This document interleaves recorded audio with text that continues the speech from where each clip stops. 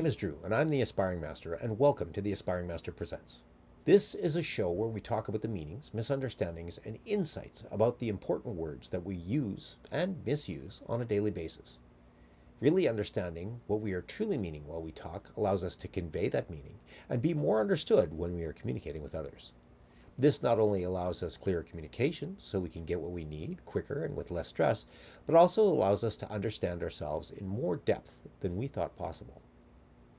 Today on our show, we have our special guest, Talia Wilson, my wife, who, as with myself, is an enthusiastic advocate for personal growth and personal awareness.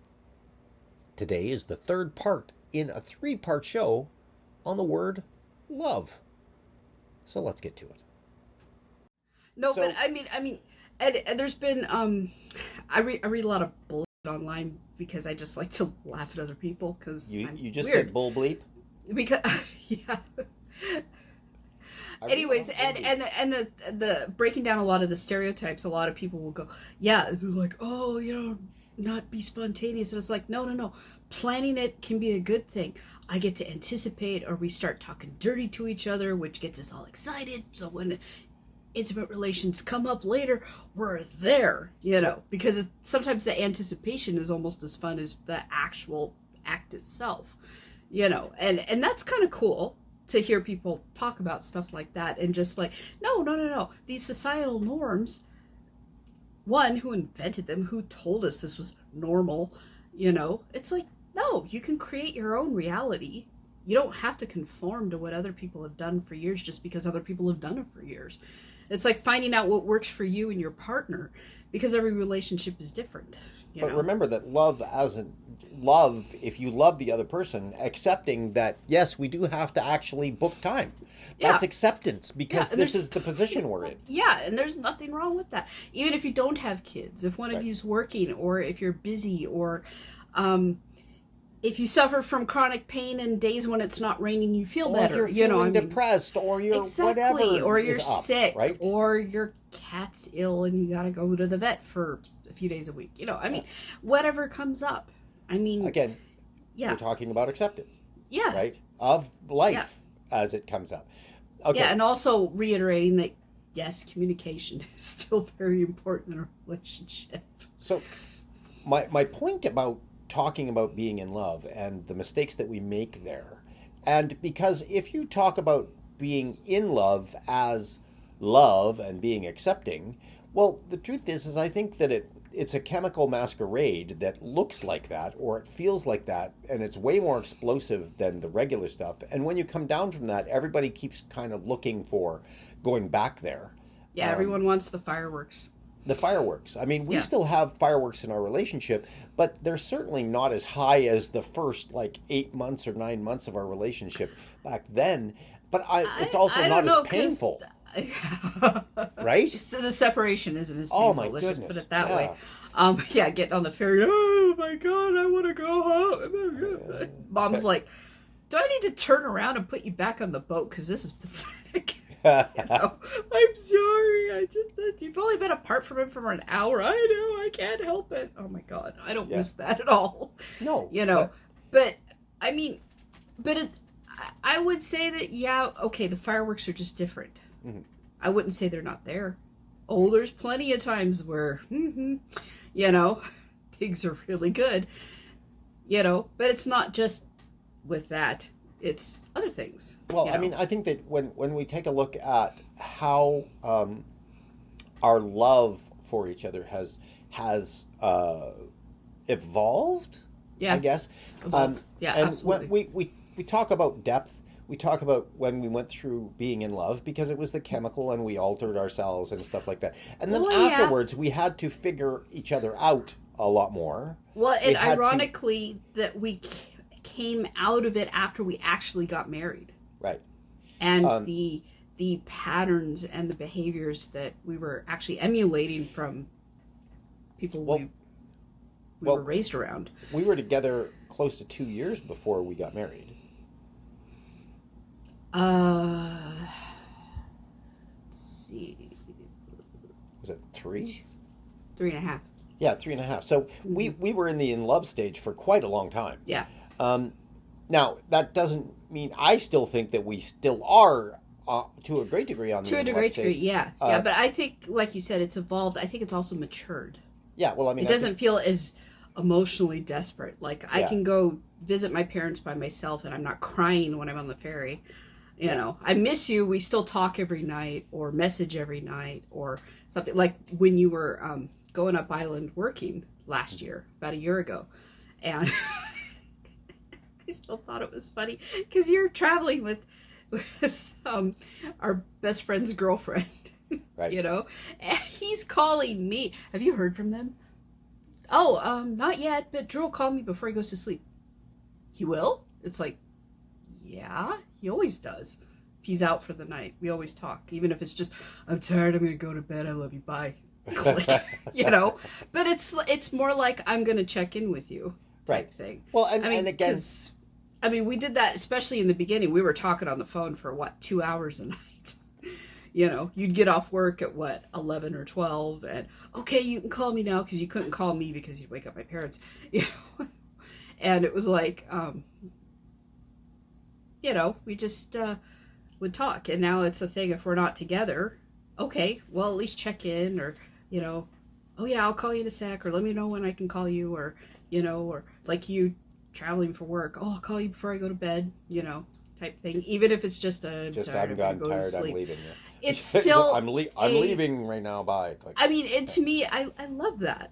yeah. You know, it's so cute. It's like But oh, he wants to again, say that's goodnight. You know, and it organically comes from where we're at. Um, but now, it's also. I mean, I just thought it was interesting that our bestie was like, wow, you guys like, but uh, you talk every night. It's like, yeah, well, you and know, and and it's a.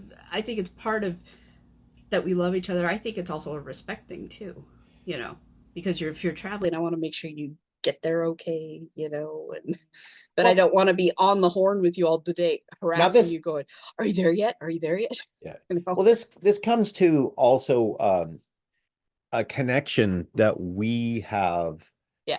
created. Okay. Mm-hmm. Yes, that it comes from love. Part of it is, I think that when you really feel accepted and acceptable, and I really have that acceptance from for you and who you are, Right. um, that we automatically go into that caring, that unselfish, loyal, and benevolent concern Mm-hmm. for the good of another. I Right. personally think that's a better definition of care than it is of love in this Right. situation. Um, Right. we we tend to think about the other person's emotions, how they would feel, Mm-hmm. how they are feeling, and we want to touch base and let them Mm-hmm. know that we're still here, that Yeah. our connection is still here. And but again, it's an expression of my love at that point. When I Mm-hmm. give things to you, it's an expression of the feeling of the feeling that I'm having at Right. that point. I do boyfriend notes to you. I love my And boyfriend notes. yeah, and you have probably 100 of them by now. But Yeah. it's I never do them unless I'm feeling those sensations of gratitude Right. and caring and you know, the joy. I feel those and I have a memory, and it's not because of the memory that I have them. Yeah. The memory is something that, yes, it touches them and triggers some of them, but it's not because of the memory. Well, it's like not trying to force the affection either. Right, It's like we've always made a point to not celebrate Valentine's Day. We celebrate we call it Deadpool Day because that was the day we saw Deadpool. right. I don't know if it was in the theater or if it was later on It was a February theater. 5th. Yeah, Yeah. on February 15th. So we've always called it Deadpool Day and it's half price chocolate day. I mean, so we don't need to celebrate Valentine's. We got Deadpool Day and we can have half price chocolate. And then last year, because of our schedules, we actually ended up celebrating it on Valentine's. And it wasn't awkward or weird or forced or anything. It Mhm. just naturally kind of happened. And we're both kind of like, Okay. okay, whatever. Yeah. Um, but yeah, and it's like I don't want you leaving me a note if you've got to force your way through it. Yeah. You know, I want it to Or I'm be again, genuine here's the thing or feeling like you're obligated to do it well, because you've here's done it before, a you lot of know. the we were talking about how uh people talk about rekindling that feeling, Yeah. and how they, they go through like the love languages, Chapman. Right. You find out her love language and you cater to that. Well, the truth is yeah, these are all, they're not a means to an end. And I think that people have this They're idea that they're just a tool. they're a means to an end. And it's like, no, these are tools, the good Mhm. tools to have. Yeah. Absolutely. Because they're a conscious way of you understanding the person that you're with.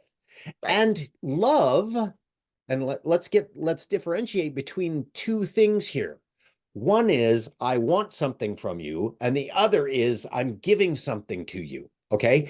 Mhm. The two differentiation is I want something from you, so therefore I will learn this language and I will give you the flowers and stuff like that because I want you to give me whatever it is I want, Yep. right? Whether that's love, affection, Yeah. sex, or whatever that is. Yeah. So what I'm trying to do is I'm trying to get something from you. And so I'm looking at this Mhm. as a means to an end, Right. right?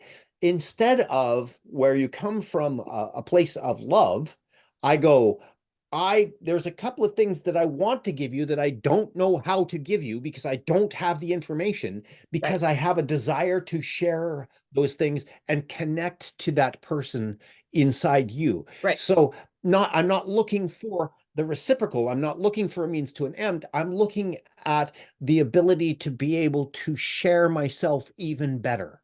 Okay. And And to better understand your partner well, and where they're to better coming from. understand, Yeah. ultimately, to better understand myself with I, my I partner. was just gonna say that. Okay. Yeah. Yeah. Ultimately, that's my aim, Mhm. is to better But it understand myself with my partner. but again, and not a means to an end, and they can change. It's just like the personality tests, you know. Right. Love Obviously people, languages or yeah, what. obviously Yeah. people change over time. Yeah. Therefore, it's okay if, you know, for a few years your quality time and then all of a sudden you change to words of affirmation or acts of service or Right. something. It's like that, and there's nothing wrong with it, and it's nothing wrong if you identify with more than one love language either. Right. Because Okay. So yeah. people trying, Yeah. once we start trying to put people in a box is where we start to get the problems. Well, yeah, I agree. And so my point here is, when you're feeling loving and accepting with somebody, and you turn to and you educate yourself on the book, you can say, I feel loved with this person, but I know that I'm missing something Mm-hmm. in my giving with this person, or missing something in our relationship that I would like to share and be a part of. Right. Okay. So I go, oh, I look, and you say, oh, hey, did you read this love language thing? Because it Mm-hmm. really gives me an insight to some of your traits that I didn't understand. Yep. Right. And I was like, I look at the love language, oh, there's some traits in there that I didn't understand about you. And so we become closer in Mm-hmm. regards to it. When you're looking for a means to an end, which means that I'm looking to rekindle something that's not there, right? Mm-hmm. I don't have something, and so therefore I want that back. And so therefore I'm going to look at Gottman's stuff.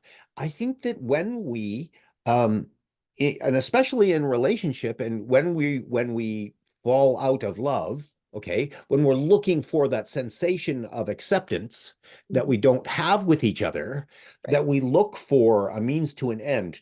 And there are tools, absolutely, there's still tools, but they're a tool to find a certain thing, as opposed to educate myself to be able to share certain things. I'm looking for things from you.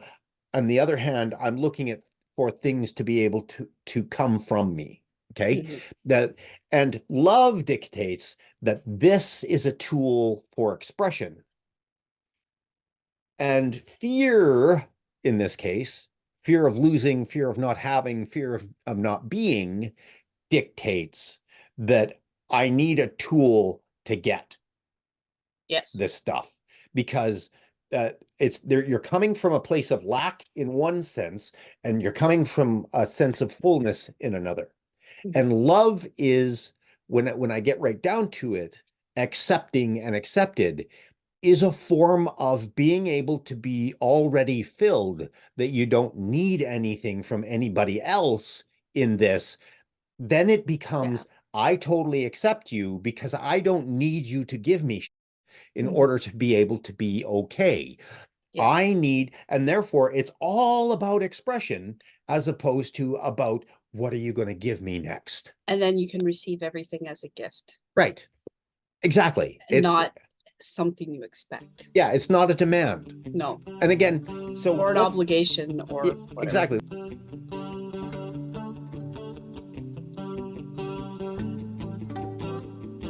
We get confused with love and like, because I hear people talk about it all the time, especially about past relationships. Oh, I fell out of love with him. And to the best of my knowledge, when I love somebody, which is ultimately accept them, I never stop accepting them, right? I never stop that sensation that comes with that, never stop. So when I hear somebody say, I fall out of love with you, and I say, nah, you fell out of like with them. Let's go back to when you were talking about when somebody says, I love you. Our society says love is filled with obligations, filled with them. And I think that that's why people go, oh, I'd really like unconditional love, right? When somebody says that a deity unconditionally loves us, why can't we do that?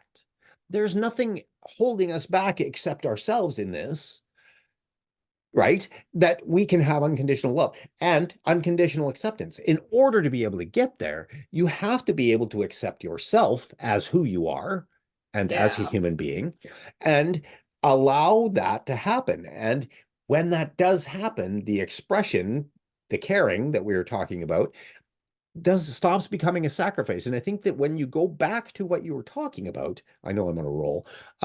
When you go back to what you were talking about, where is I say I love you, and there's all this obligation and expectation and all of this stuff, that this baggage that word comes with, Yeah. that society has told us, our parents have told us, our peers have told us, television has told us that love is bleh, right?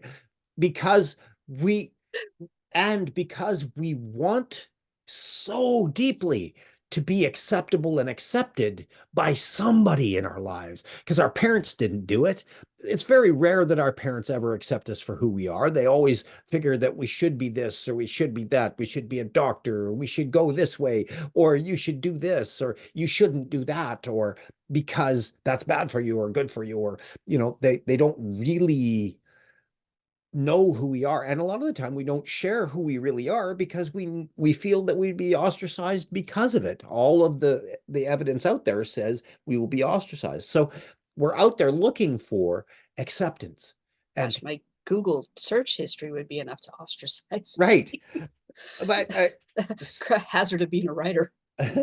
so we're out there looking for this. And all of a sudden this world says, when I say I love you, there's all this obligation. Well, and then isn't it any wonder that we all fall, the first time that we fall in love, we all fall in this trap of, first off, this is the one. This is the person that understands us and accepts us. I don't think that necessarily happens every time or the first time. Well, no, I mean, when you fall in love, the feeling is so overwhelming, right? And I don't think that consciously this is what we're thinking, right? Like it's like, oh my God, first time no, but I know that we feel that whole, this is like, oh wow, somebody that gets me, right? I hear that all the time. Yeah, we're not when Tina people are in love. Belcher standing on a rainbow singing, "Are you the one?" Yeah. No, we go, somebody gets me, right? Really gets me. And we feel that when we fall in love. And so we get this feeling of, after being bereft our lives, like, yeah, our parents love us, but don't really accept us for who we are. They have a feeling of close attachment. I think this is what we call love at that point. Yeah.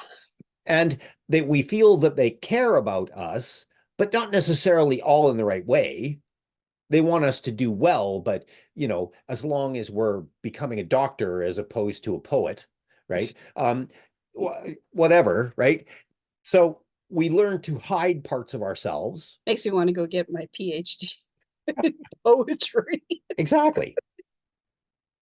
Um, so I have a master's. I could go for a when doctorate. we fall in that chemical well of Mhm. in love, all of a sudden somebody gets us. Finally somebody can get us and really accept us for because it masks itself as accepting us for who we are.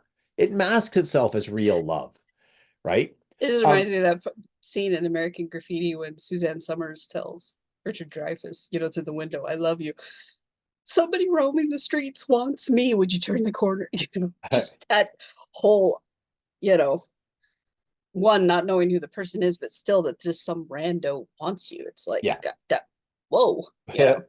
I So I mean, think, that's this whole storyline in the movie trying to hunt down this girl who says she loves him. It's but like, so that when we get there, somebody gets us, mhm. and say both people are in that chemical stage of being in love with each other.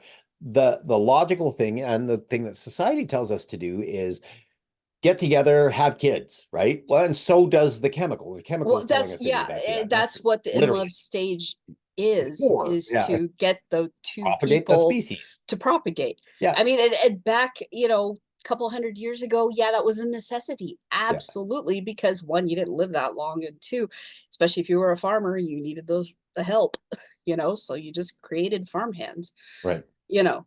But nowadays, I don't think that's No, as I think crucial. that it's certainly not as crucial, but I think No, that too, that biologically it's designed to get us to do that. it is. It And is.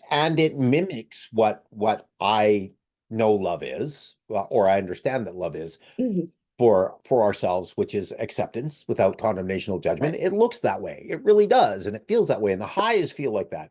And where we get confused in that, and then we go like that. But I can also understand it when you're going on a date and one person says they love you, because all of the stigma that goes with in love is we need to get together, get married, have kids, and then more expectations even come from there, but you don't even think about any expectations beyond that at that point.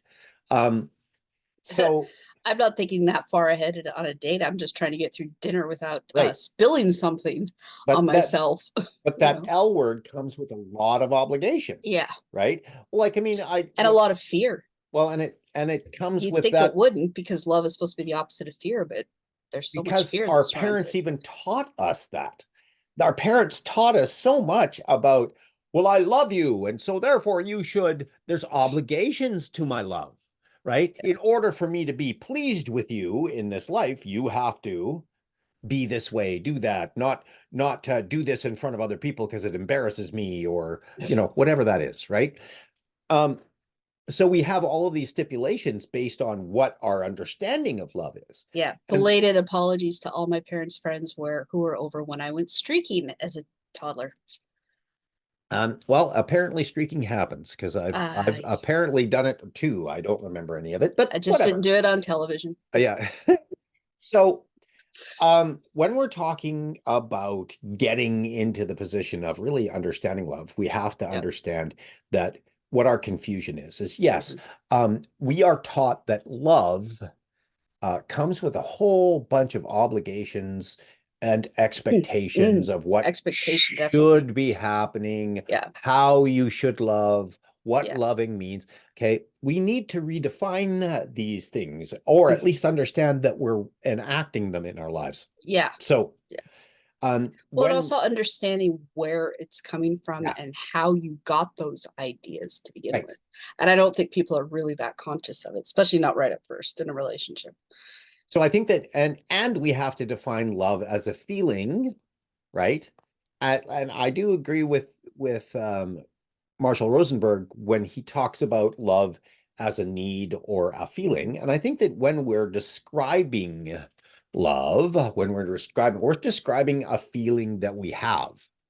Okay. And when I describe that feeling that I have, that gratitude, joy, right? And caring that comes from it. Caring is the expression of the gratitude and joy. Caring is the expression. Um, so when I'm talking about that feeling, that's emulated in the in love phase because we're Right. feeling so good. We change our personalities and we do that. And then once those chemicals go away, Mhm. we switch back to our old personalities. And we find that a lot of the times we aren't really as compatible. We're already married. We already have a kid on the way, Yeah. right? And now we have to suffer through all of the trying to figure out relationship. Well, Um, and a lot of that too, that I think kills relationships probably more so mm. than just the two people and their expectations is the expectations of everyone around them, especially families. Oh yeah, yeah. But I The mean, insane pressure to procreate. Oh my on God. Like their kids owe them grandkids. Oh my God. And I have to be there. I have to, have a finger in everything that kid does because it's my grandkid. And it's like, no, yeah. and Well, I no. mean, is And I that think that love? No. that I know. And, Right? and I think that kind Well, of pressure is, especially now that people are talking about it more, you what's know. yeah, what that brings up for me is love as what you owe me, right? Well, it's I love weaponized. you, and so therefore you owe me, right? Yeah, well, Um, they're weaponizing it is what they're doing. well, and I think that too, we tend to say if you're going with love as martyrdom, what I would call martyrdom, or as self-sacrifice, that becomes a transactional relationship because I'm sacrificing everything for That's not you. what I'm You need to, saying. no, no, no, I know that, but it does bring up you when it's like you should be having grandkids. You owe That's me, right? No, Grandchildren. that's not necessarily martyrdom. That's just, you got to do what I say. Well, That's more narcissism than well, martyrdom. I agree, but I think that people get confused that love is that too. Well, yeah, of course. Okay. That's what I'm saying is Yeah. like that's still a No, transactional. I yeah, done all but this for my you. You point should. being that it's not just, especially if families are very family oriented, um, it's not just two people in the relationship anymore. Right. It's everybody around them. Of course. And I Well, and I think mean, that plays more into the breakdown right. than just what the two people who can't relate to each other are. It's like maybe they can relate. Maybe they had a really good relationship and then they have a kid and the families go bananas because they got to compete with who's the better grandparent. Right. It's Okay. like, Well, I mean, and that no, again, but I'm when we're just talking saying about love, right? we're at least people are describing that as being more of a factor versus it just broke down or it was a reconcilable differences or they had a kid and the guy you know didn't like So, how she looked then went and cheated on her.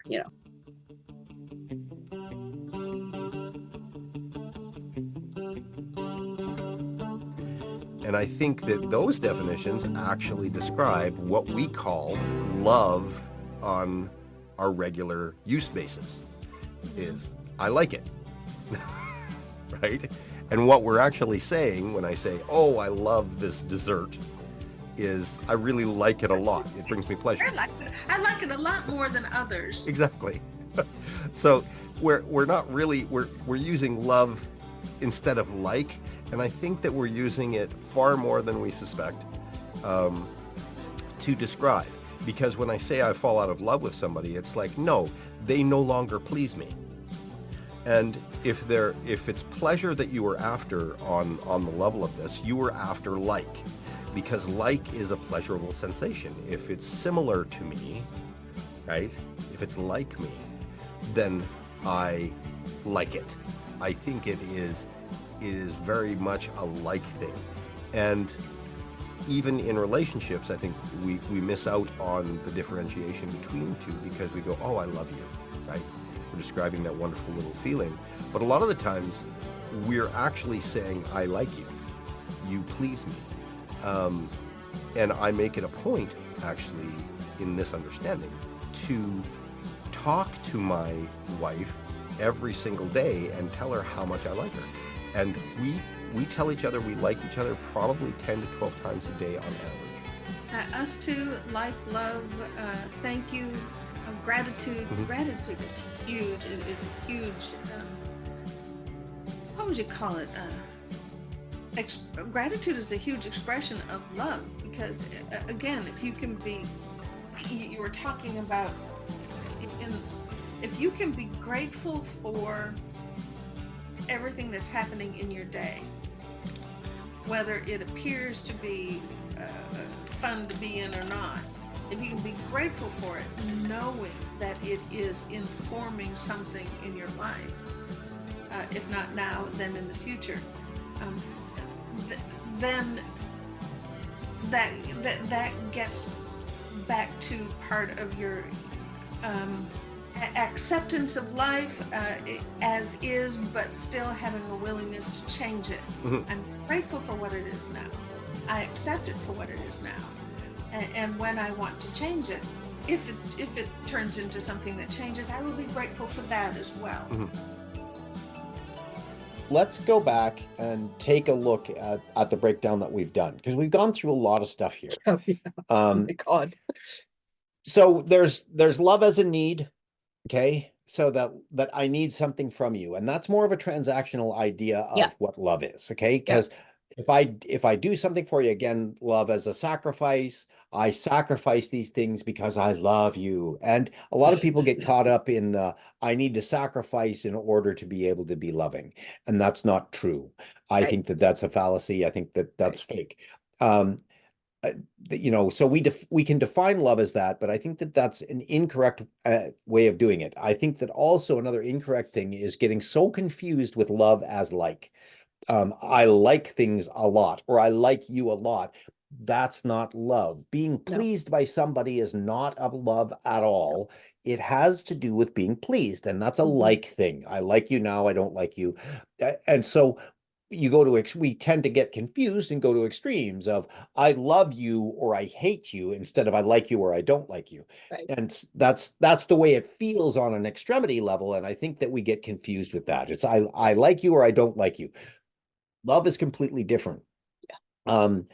There's being in love, which emulates the acceptance that I talk about before. In love is a chemical thing that emulates the ideal of love that isn't really that. It feels like that because it's so explosive and it feels so good that we get caught up in it. Also, we get confused with sexuality, sex, and especially climax in sex, and the closeness and intimacy that we feel in sex, and we confuse that with love, or we only feel love there because those chemicals are emulating it again. Now sex can be an extension of the expression of love, caring, tenderness, even you know, rough sex can be an extension of that. If you already have that acceptance to start. But if you, and I think that there's probably some relationships where the people are, you know, either come from different backgrounds or they just don't have a whole lot in common, but that area works for them. Right. And so they feel satisfied. And so the rest doesn't matter. It's like, it's possible. I mean, I'm sure that there's people out there that do have relationships like that. I think that they're very rare. I think so too, because in my experience, it can't sustain a long-term relationship. Now, having said that, I know, I mean, my mom was very satisfied with the relationship that she had with my stepfather. For 20 years. She loved it. It was like he would come in, they would have really good relations, and then he would just go away and leave her alone because she was a really independent woman. And she'd go do that. And then when she wanted attention, she'd give him a call and he'd come by and he would do these things and they would get that connection. And so for her, that relationship was perfect for 20 years. But I'm talking about people who actually cohabitate. They live together. Well, and I mean, he didn't live with us. He lived a whole bunch of places. So it was, so when we're talking about it, yes, I do agree that that can happen. That can be an ideal relationship. And it could be even loving. You can accept the person for who they are. They accept you for who they are, and you come together on that level, right? Well, and I imagine that back in like before women were really prominent in the workforce, you know, the guy would go to work and she'd stay home and take care of the kids and clean the house and cook dinner, and he'd probably come home and they'd have relations, and you know, some of them were fulfilled by that. Well, I mean, again, judging by the growing trend of trad wife right now. Well, whole I mean, we traditional don't wife thing, you we know.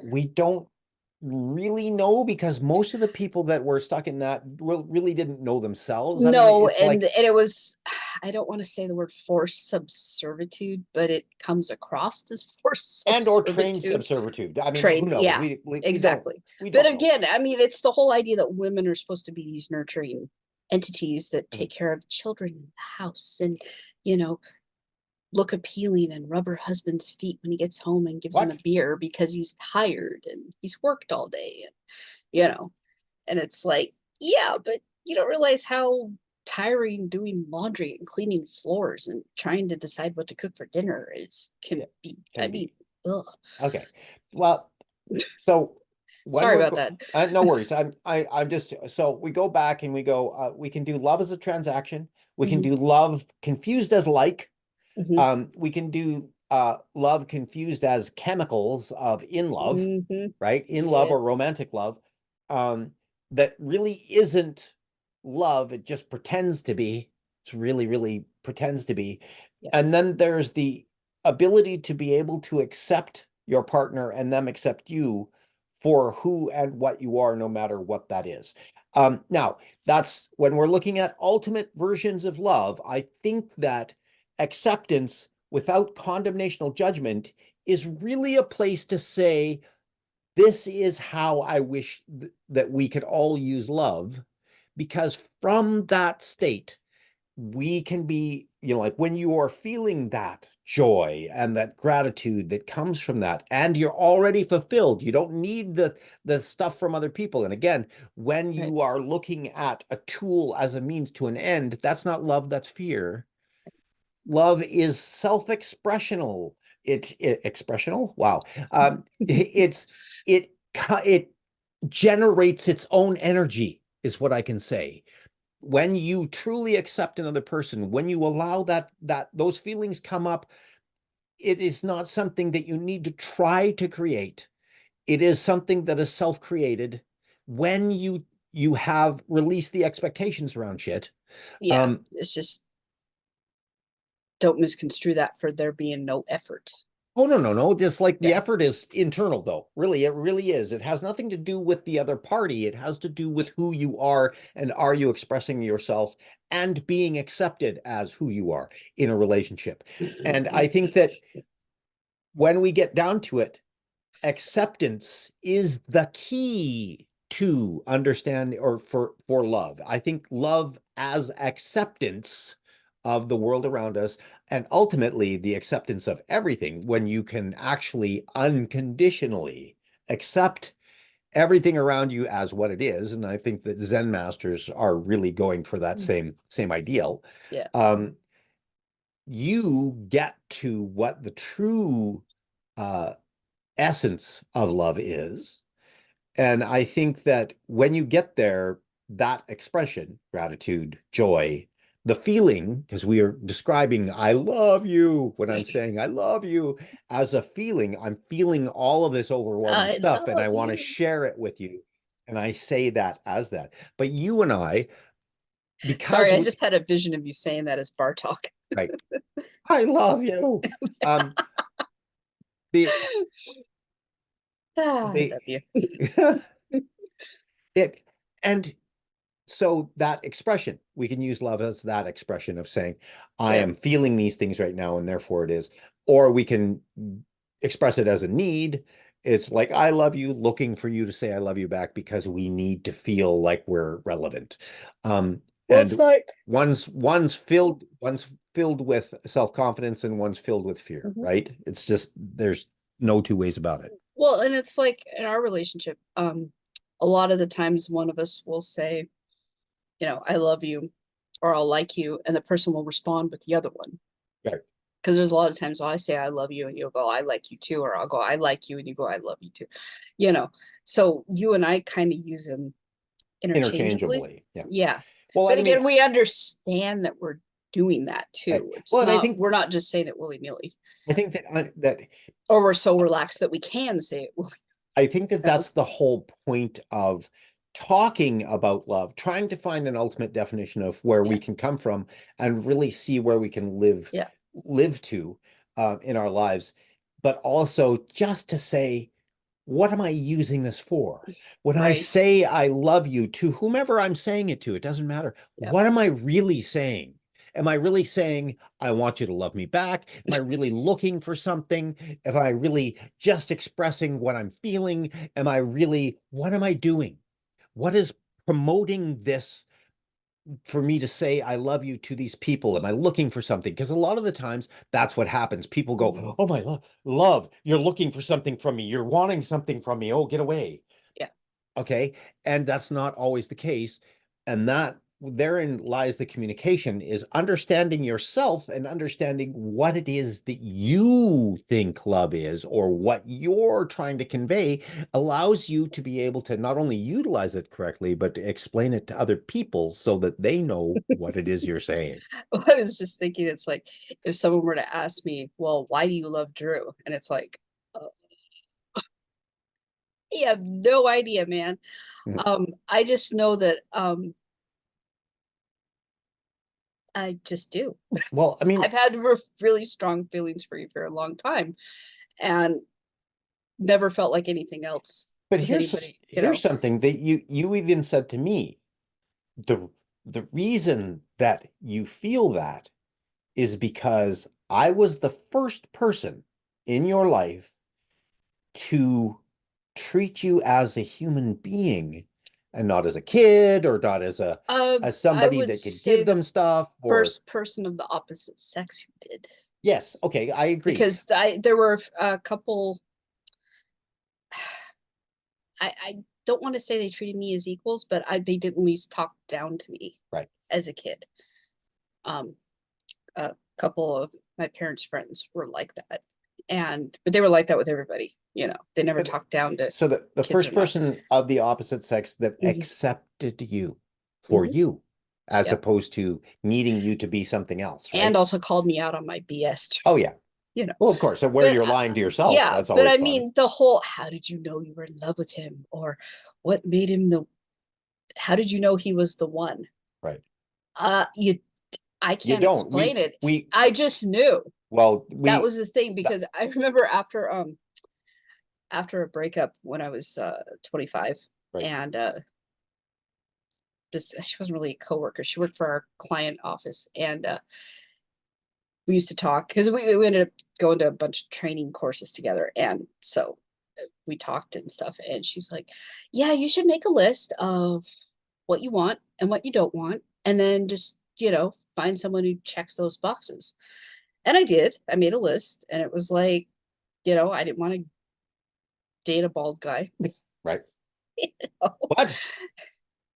Well, the previous boyfriend had a full head of hair, no chest hair. The next boyfriend, full head of hair, no chest hair, which I thought was hilarious. Both smokers, which was also hilarious. One was a musician, one was a computer tech. Um, you know. And I'm both. I know. Well, then I get together with you, you're And bald, you're a computer tech, you a sing. musician, yeah. It's like, but it was when it was just one of those things you just know. Right. I can't explain it. And then the things that you thought were important in a partner or a future partner don't matter. I think fundamentally you're a good person and you're a caring person and you're honest, and I think that underlying is really important. But But I also embrace you. and I'm still just speculating here because I still have no clue. It's like, But oh, I think, and I really think, and I'm going to break into your reverie here. I really think it's because I really don't have any demands of you, no, of how you should be, yeah. or how you ought to do.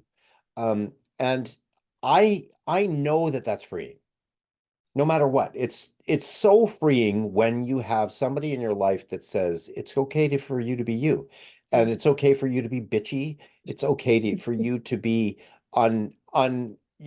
unsuitable for company today. It's okay for you to be scared.